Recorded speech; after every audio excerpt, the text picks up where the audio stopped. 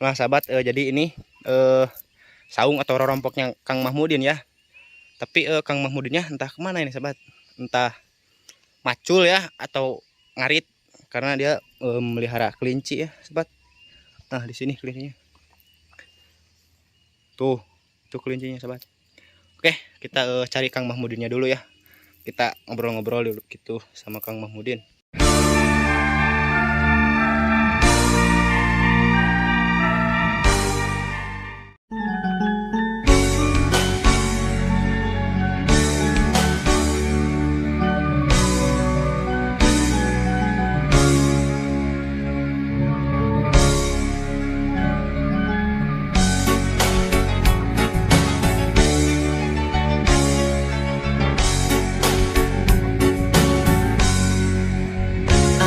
Janji dina ati hirup teh arek kumati ngatik diri nyiar hati cita-citanya